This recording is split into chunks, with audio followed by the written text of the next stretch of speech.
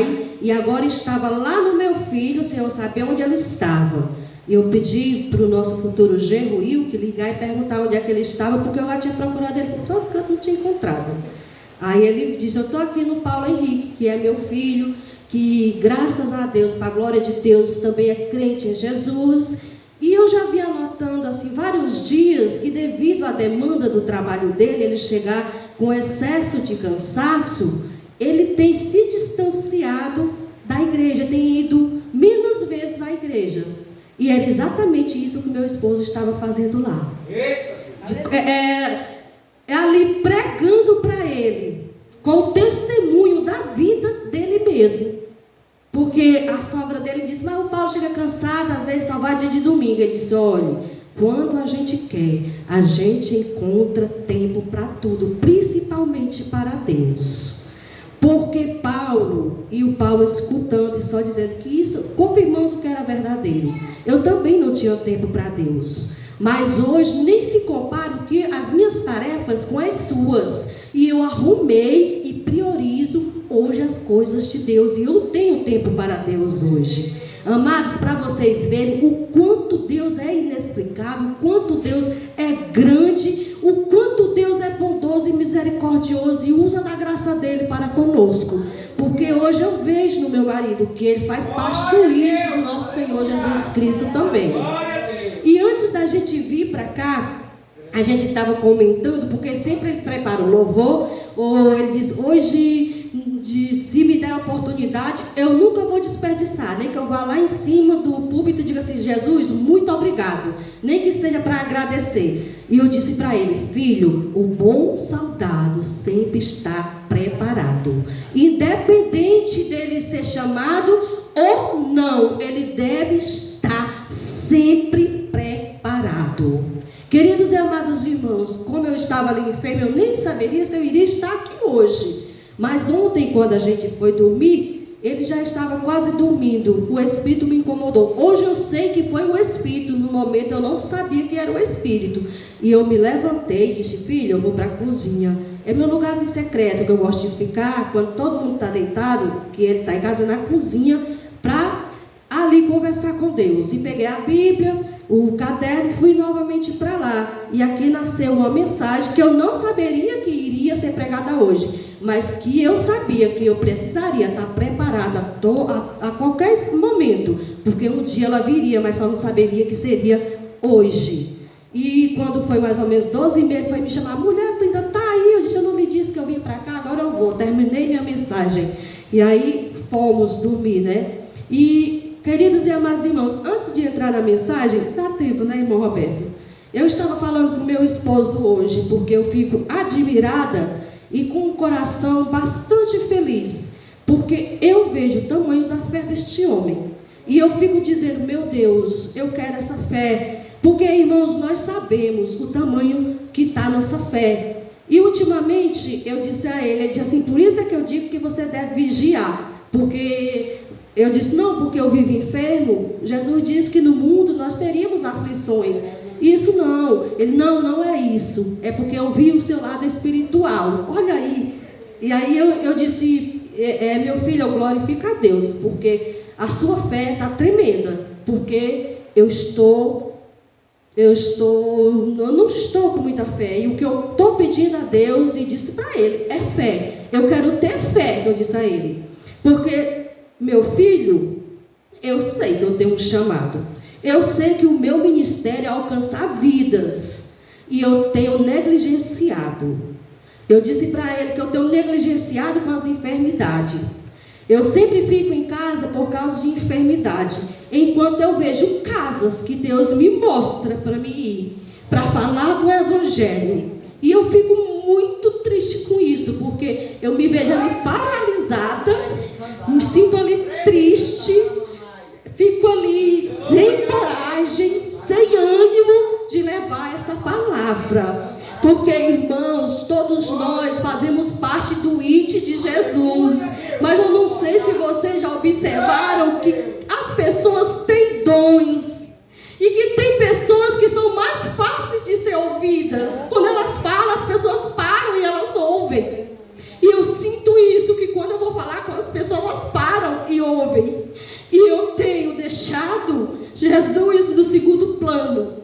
Porque sempre que eu decido me levantar, uma enfermidade chega e eu fico onde eu estou, dentro de um quarto, dentro de casa, enquanto tem pessoas lá fora, almas peregrinas, necessitando de uma palavra, necessitando do evangelho. E isso eu disse para ele, que eu me sinto incapaz quando eu estou assim. É isso que eu peço a Jesus. Jesus, me fortalece, me dá fé, me encoraja, que eu quero fazer parte do ID. Glória a Deus e aleluia. E tanto na oração aqui, como na mensagem que o irmão Roberto fez a abertura do culto, eu estava lhe dizendo: Senhor, como é que pode? A gente terminou de falar e ele está agora falando. E isso é sinal que Jesus ainda opera sinais. Ele continua operando os sinais. Agora eu quero que vocês abram as Bíblias de vocês em 1 Coríntios, capítulo 1, versículo 9.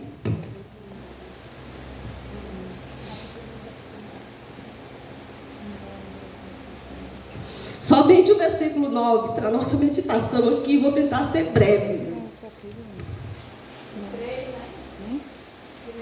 1 Coríntios 1, 9.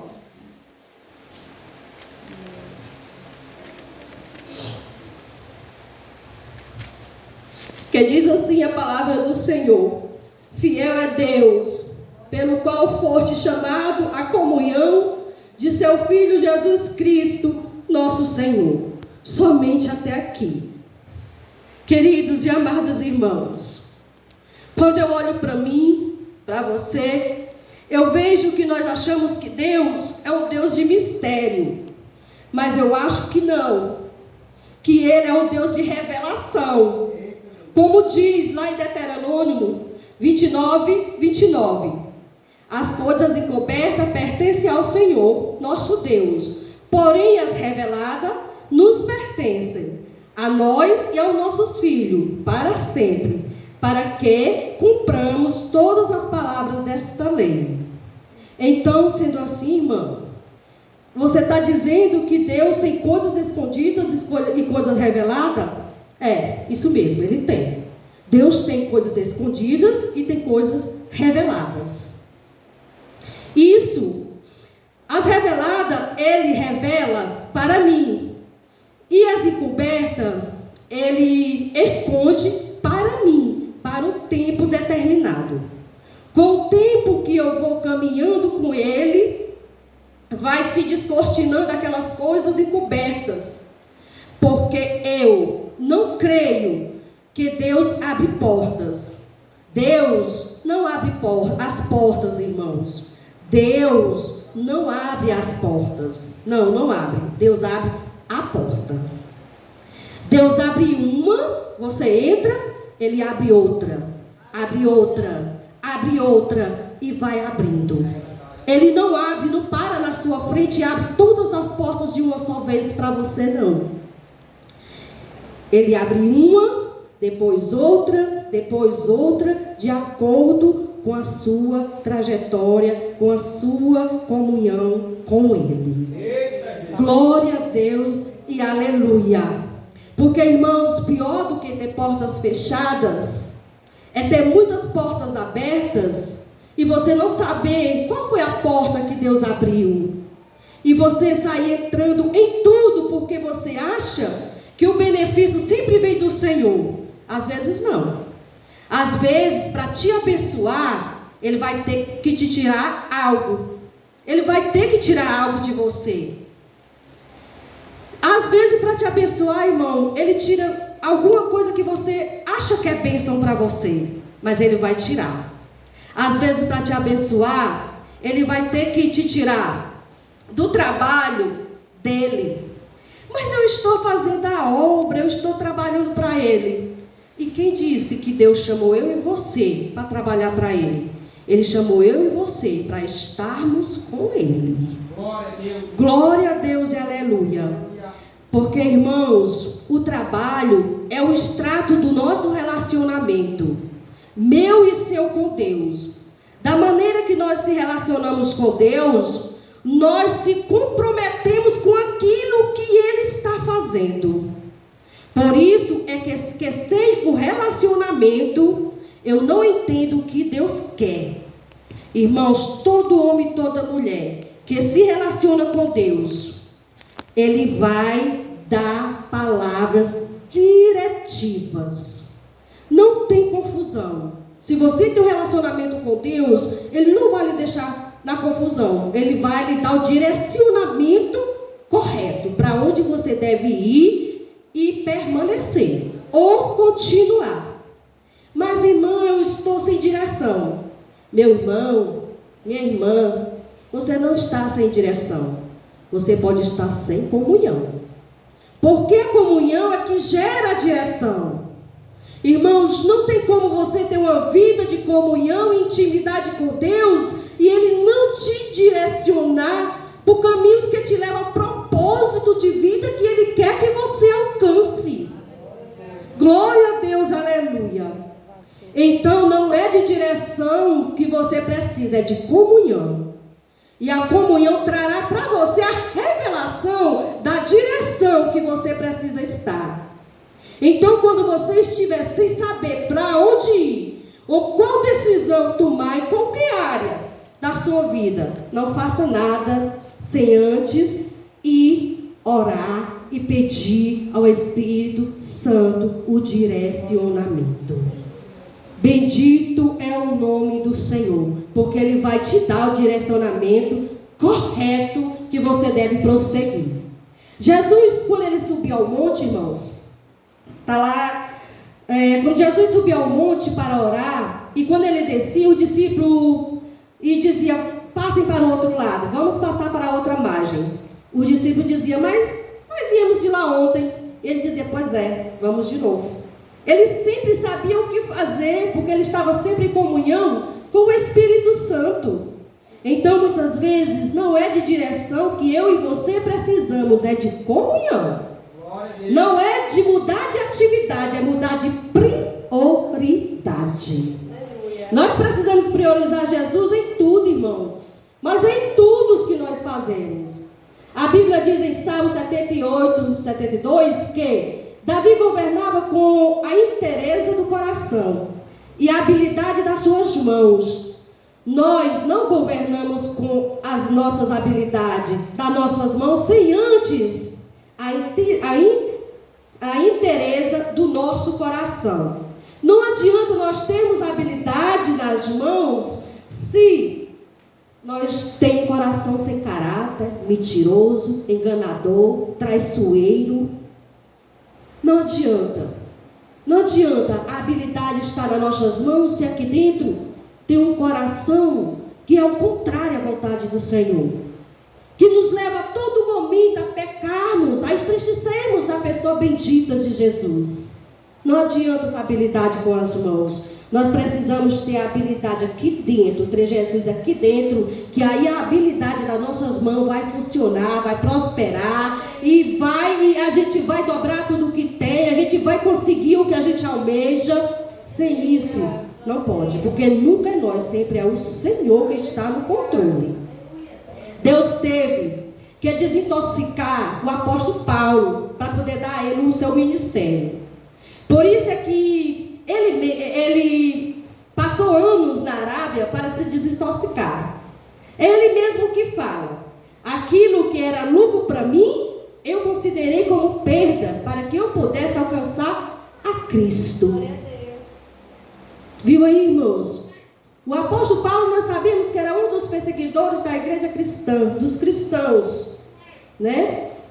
Jesus queria alcançar, Jesus alcançou, mas primeiro ele foi levado para a Arábia para ser desintoxicado da crueldade, da ruindade, para aprender. Porque Deus sabia que ele ia ser um dos maiores missionários do Evangelho. Glória a Deus, aleluia. Então tem coisas das nossas vidas que nós precisamos se desintoxicar. Irmãos, a igreja já sofreu muito, viu, irmão Roberto, por falta de ignorância. Por ignorância, a igreja sofreu muito. Mas hoje eu vejo, e se os irmãos avaliarem, os irmãos também vão ver, que hoje ela sofre por excesso de sabedoria. Ela sabe coisa que não influi nem contribui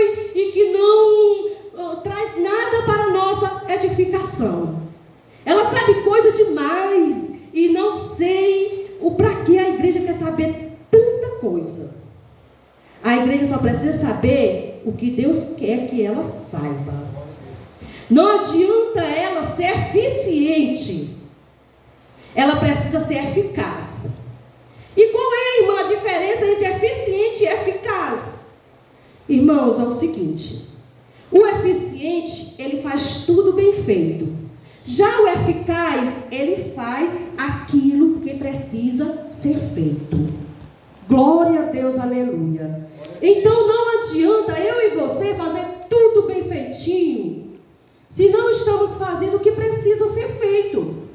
Eu posso estar fazendo tudo bonitinho, deixando tudo arrumadinho, mas se não é a vontade que Deus tem, a vontade que Deus quer, o que Deus quer que eu faça, aí, irmãos, vem tudo pelo avesso. Vem aquela desorganização na nossa fase humanista. Então, uma coisa que vai para ajudar a gente é a transparência. A transparência, irmã, é a transparência. A falta de transparência é um grande ambiente para o mal se instalar e se enraizar. Você sabe que um dos problemas do câncer é que ele é uma doença silenciosa. E muitas vezes, quando nós chegamos no diagnóstico, ela já está sem cura, muitas vezes, né? Porque ela fica agindo ali no silêncio, ela não é transparente. Quem tem câncer de início não sente dor não, irmãos. Ela é uma doença silenciosa. Glória a Deus e aleluia. Então, existem coisas na nossa vida que nós devemos trabalhar na prevenção e não na correção.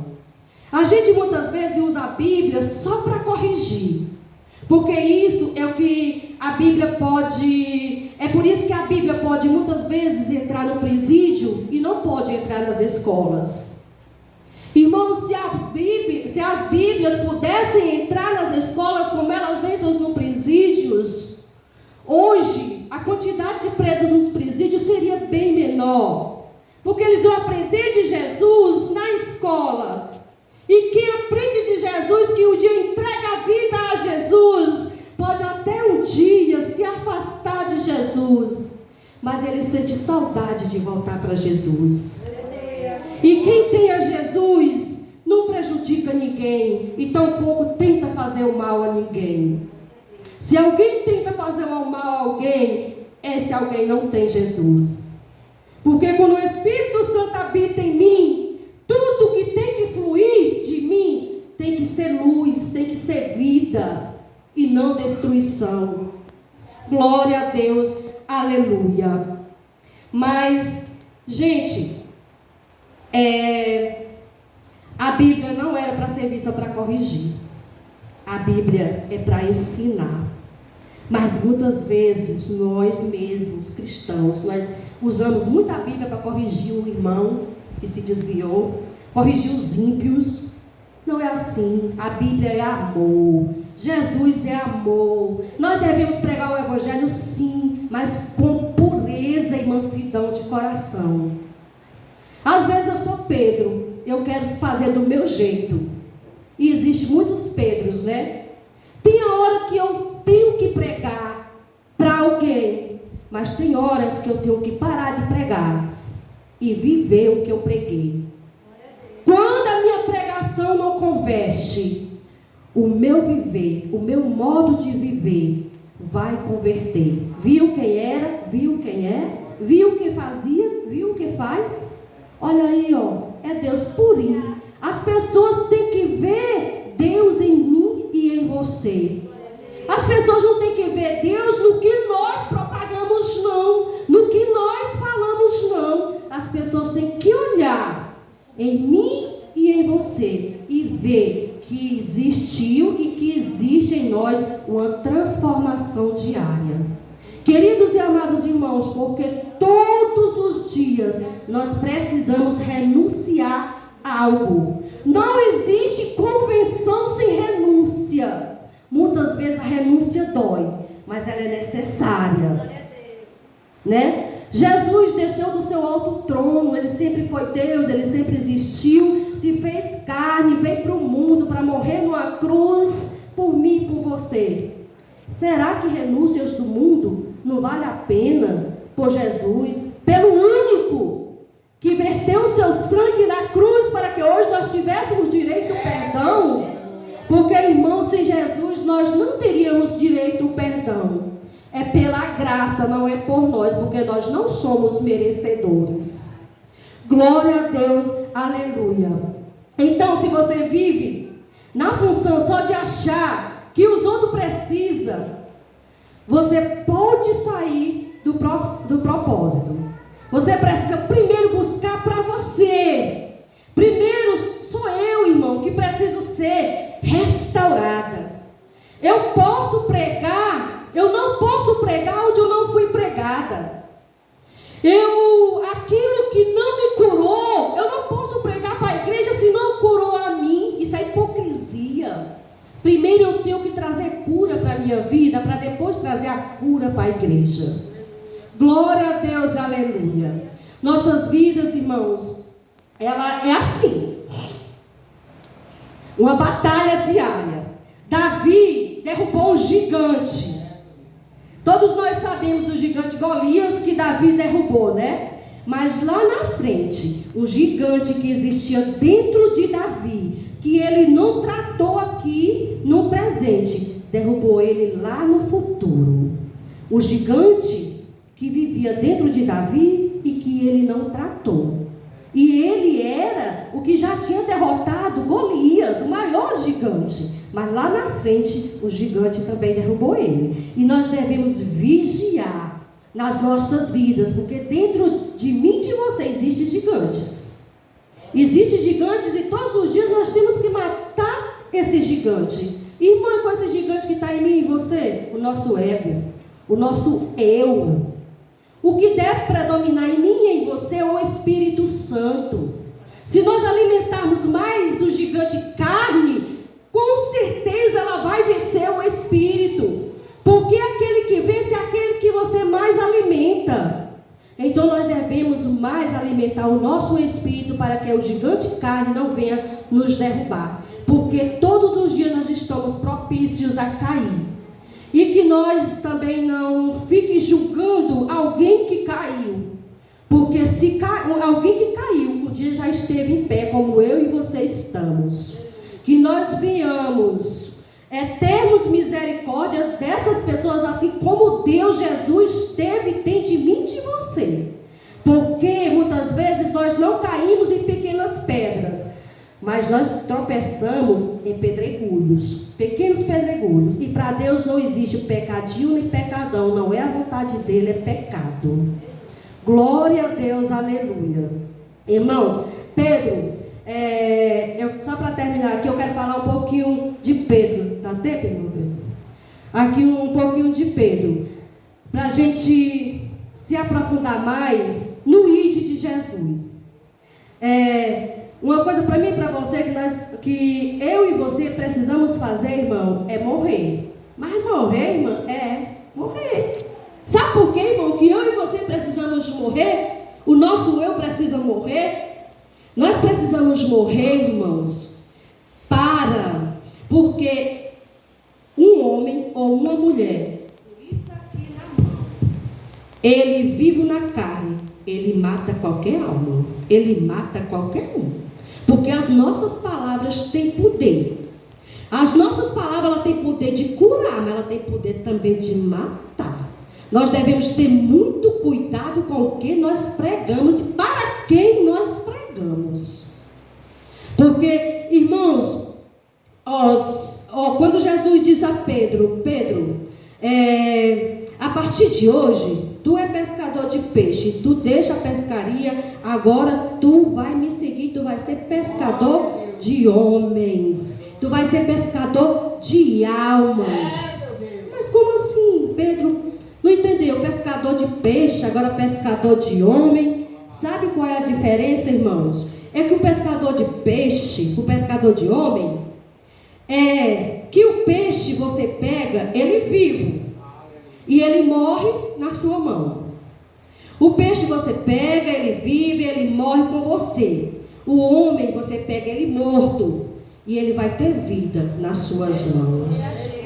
Glória a Deus, aleluia. Era isso que Jesus estava dizendo para Pedro. Pedro, você está acostumado a pegar um peixe, uma coisa que é viva, e ela morrer na tua mão. Pois a partir de hoje, Pedro, tu vai pegar pessoas mortas e eles vão viver nas tuas mãos.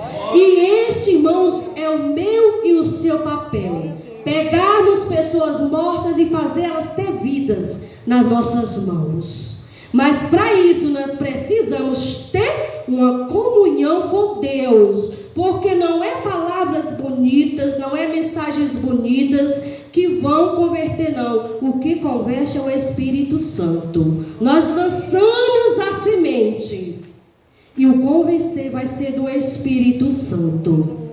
O Espírito Santo, ele lhe dá palavras. O Espírito Santo, ele lhe dá direcionamento. O Espírito Santo, estando com você, você sente sede de almas. Que nem eu estava dizendo o meu esposo hoje, antes de nós sair de casa, que nós não fomos chamados, por isso que eu digo que nós se encaixamos na mensagem que o Senhor trouxe, fazer parte do IT. Eu disse a ele o seguinte: filho, nós não fomos chamados somente para sermos salvos, nós fomos chamados para ganharmos almas para o reino celestial. E este é o meu e o seu papel e a nossa trajetória. Não é se acomodar e dizer que estamos salvos. Não. Jesus, quando chamou Pedro e os discípulos, não era para que eles fossem somente salvos, era para eles ganharem alma. Tanto que ele diz: ide e pregai o evangelho a todo canto, a toda criatura. E esse é o meu e o seu papel. Mas não esquecemos, nós devemos vivermos o evangelho que pregamos, senão não vai causar efeito. E aqui eu já agradeço a minha oportunidade, em nome de Jesus.